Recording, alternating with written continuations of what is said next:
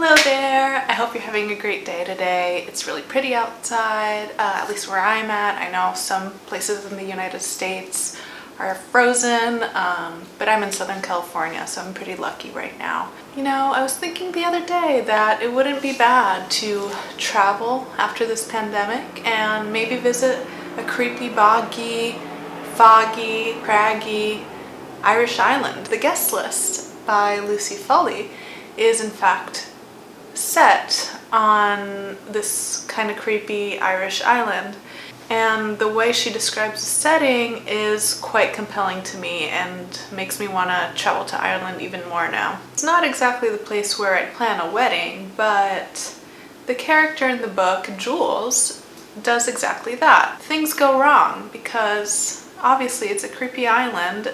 There maybe even was a slaughtering of people there in the past. So I don't know, not exactly the ideal place to plan a wedding. So what compelled me about this book is the way it was marketed, really. Essentially they're comparing Lucy Foley to Agatha Christie. And I used to be a big Agatha Christie fan myself when I was a kid. And I read, you know, Murder on the Orient Express, and Then There Were None, all those fun books. In a way, Lucy Foley does remind me of Agatha Christie a little bit, with a modern spin, obviously. Mostly for the plot structure, not necessarily the style or the characters. Everything's a bit different. It does have that atmosphere where you're constantly guessing, you know, did this person commit the crime? Did that person commit the crime? And everything ties together nicely. So there is that aspect that might be similar to Agatha Christie. So I picked up the audiobook version because it was narrated by multiple narrators, which I really like. I prefer that for a fiction audiobook because sometimes I don't like the feel of a single narrator. Maybe sometimes I do the voices a little bit off because, you know, if it's a female, they're doing male voices all the time, and it kind of just puts me off a little bit. So the multiple casts involved in the audiobook really compelled me, and in fact it was really a blast to listen to. It was very cinematic and overall just very engaging. So if you haven't read it yet, I really recommend trying the audiobook version. I don't know what the experience would have been reading it, probably different, you know, it's a different format, but yeah, I really enjoyed the audiobook version. Okay, so let's jump into what the plot is about without giving any spoilers. So like I said, it takes place on this island, Irish island, very mysterious, very eerie. You wonder, why is this wedding taking place here? Well, first of all, this woman, Jules, planned the wedding on this island because she's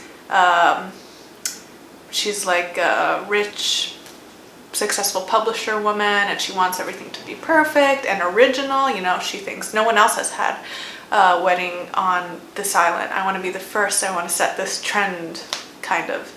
And she's getting married to a celebrity named Will. He's a star of a reality TV show called, I think, Survive the Night. Something similar to that anyway. And they seem on the surface like the perfect couple. They're both very attractive, very successful, wealthy, and they have this great chemistry. Like when they're in the room, people kind of turn their heads, or, you know, they just look at them in awe because they're kind of perfect. However, they haven't known each other for that long, so there is that factor that might be a little bit problematic. But anyway, everything seems to be going smoothly. However, the book starts showing us that a crime has been committed during the wedding. It's interesting how the author shows us the crime, because we know from the beginning a crime has taken place. We don't know who, you know, is involved. We don't know if there's a body, but, you know, it says in the blurb that there is a body, so I'm just going to say it. There's a murder, but we don't know who it is. We don't know who did it. We don't know where the body is. There's this omniscient narrator slowly telling us about the crime in various chapters. This is where it gets interesting because there are multiple character perspectives throughout the book, but the perspectives of the characters are from before the crime. So they're giving you their point of view from before the wedding, the night before, and they're going to the island. It's a mix of different people, so it's the closest people to the groom and bride. The bride's sister, we get her perspective, she's a bit younger. We get Jono, the best man.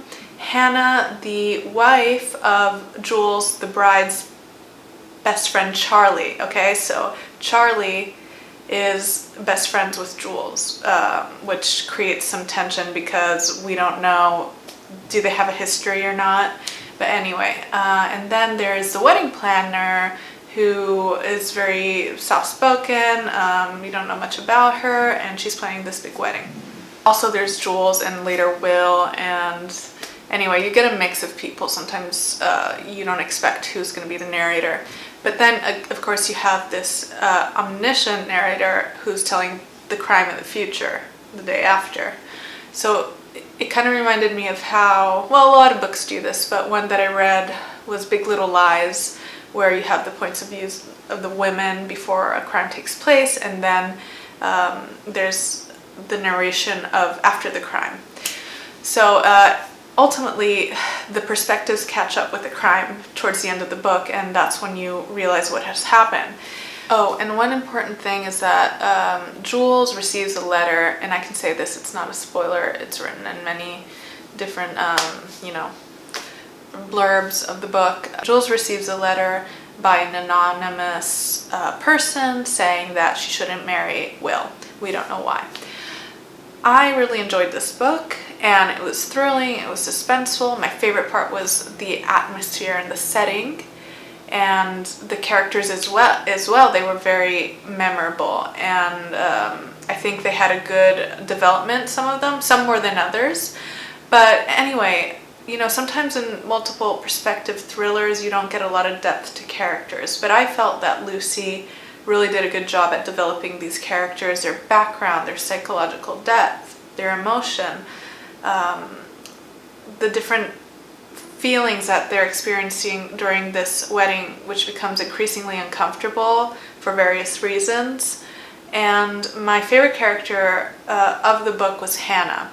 So she's going into this kind of blindly, not knowing what to expect. She's a bit nervous and insecure because she doesn't really fit into the kind of elite circle. She's a mom, she has a humble background, and she's married to the best friend of the bride, Charlie. So she also doesn't know if there was some history between them, So it's intimidating. Like, I put myself in her position going to this party with attractive people, rich people, and not knowing my way around.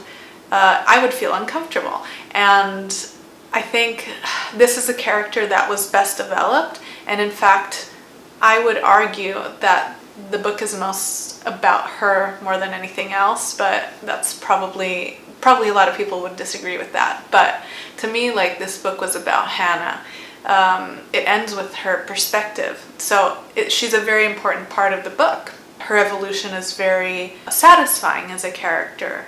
There's some moments of triumph for her, which I really appreciated. It was very well written, and Lucy Foley really brings her background in creative writing and English, which I looked up, and she, went to college for English. You could tell that she was really attentive to her craft, and there were moments where I really enjoyed the descriptions or the language, and she really handled that non-linear storytelling and multiple perspectives really well. And I'm not generally drawn to that kind of structure, but I really was in this book. And the way really she describes the atmosphere and setting was what really pulled me in, because I'll have vivid memories of this book for years to come. And that's what I like about a book, is when I'm left with these bright, powerful memories, very visual, of the characters, the places, and the overall situation. So let's talk about the plot twists. I'm not going to tell you anything because I want you to read it and discuss it with me. But I thought it was very well done. It was pulled off well. Lucy leaves breadcrumbs throughout the novel, so you can kind of keep guessing, keep following those breadcrumbs. Sometimes they're misleading, sometimes they're not. but she doesn't like leave whole loaves of bread, which some thriller authors do. She trusts the reader to understand and to put the puzzle together, and the ending does make sense. You know, sometimes I feel like authors of the thriller genre don't trust the reader enough, and they leave these blatant clues, or they don't execute it well, or perhaps they foreshadow a little too obviously.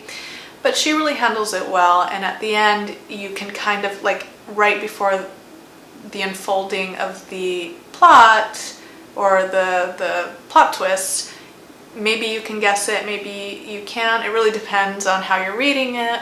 My conclusion is that different people are gonna guess different plots depending on what they're reading. You know, sometimes I think I'm really good at guessing plot twists, but sometimes I'm not. And some people said that it was easy for them to guess this one, but other people said I'm usually good at guessing plot twists, but this one caught me off guard. But there are multiple things that are a surprise at the end. It's not just who did what. It's a thread that is connected between these characters that isn't entirely obvious. There are some weaknesses in the book. Things that didn't bother me but might bother other people. For example, there's some big coincidences that aren't necessarily realistic, but possible. I mean, it could happen. And some people said that they didn't really enjoy that aspect. Another one is the ending chapter. Some people didn't like how it ended. They thought it was a little too abrupt, and that they wanted to know more about specifically Hannah, you know, where she goes after. But I wasn't bothered by it. I mean, I was a little bit surprised when I was listening to the audiobook and then it suddenly ended, and I was like, no, I want to know more. But, you know, I think she ended it where it had to end. Overall, it was really fun. It was a great way to kickstart my reading in 2021. I just want to read more thrillers now and other fun books. I'm a bit behind on my reading list, but I'm going to catch up. I'm looking forward to reading The Hunting Party by her. I want to see how her style might differ, or if she's using the same plot structure. So that'll be fun. I would recommend to read Well Schooled in Murder by Elizabeth George. Even though the plot is different, the style is different, there's some elements that kind of reminded me of that. It's an older book, but it's really good, and it has a really good mystery, and it's very suspenseful. So check it out if you haven't already. And let me know what you thought about the book in the comments. I'd really like to connect with you, be friends, and talk about the book in an engaging conversational way. I don't want to just be here talking about my opinions. I want to hear yours. I'll see you soon in the next video. Thanks for watching.